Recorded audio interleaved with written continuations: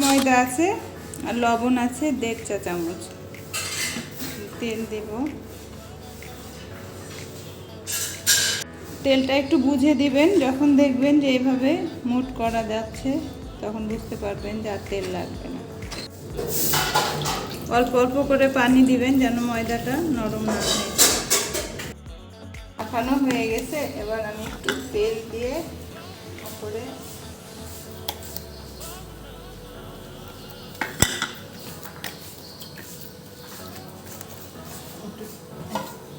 দিয়ে ঢেকে দিব।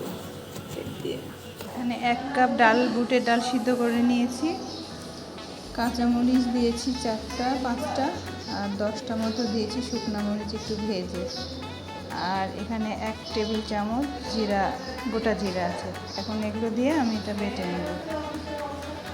ডালটা ধনিয়া পাতা দিয়ে ডালটা মাখিয়ে নিব। ডালটা একটু শক্ত করে সিদ্ধ করবেন, তাহলে একটু ঝরঝরা হবে।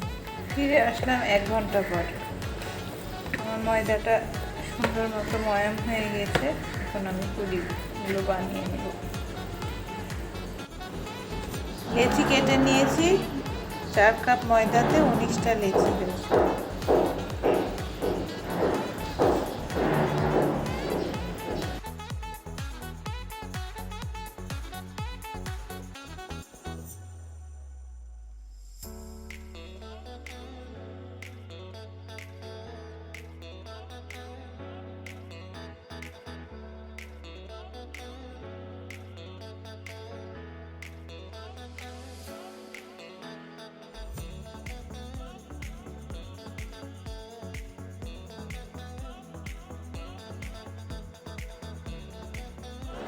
এইভাবে গোল করে নেবেন, তারপরে ওর মধ্যে ডালের পুরটা দেবেন।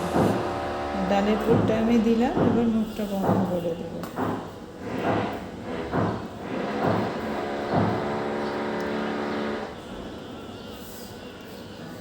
এইভাবে আস্তে আস্তে মুখটাকে বন্ধ করে দেবেন।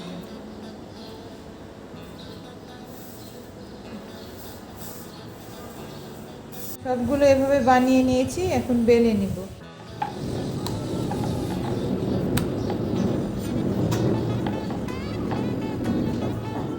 এভাবে বেলে সেঁকে নিব।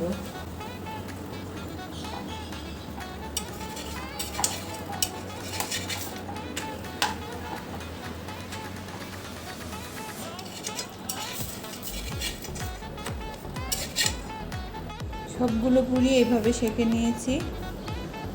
এভাবে সেঁকে নিলে হবে যে আপনি যখন ইচ্ছা বের করে ভেজে দিতে পারবেন। এভাবে আপনি ডিপে রেখে দিয়ে সংরক্ষণ করে রাখতে পারবেন অনেক দিন। ভেজে দেওয়ার কিছুক্ষণ আগে একটু বের করে রাখবেন, তারপরে তেলে ভেজে নেবেন। পুরিটা ভেজে নিচ্ছি।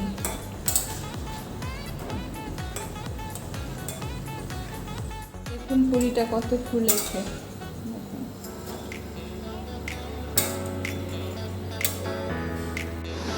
দেখুন কত সুন্দর হয়েছে, কি পরিমাণ ফুলেছে।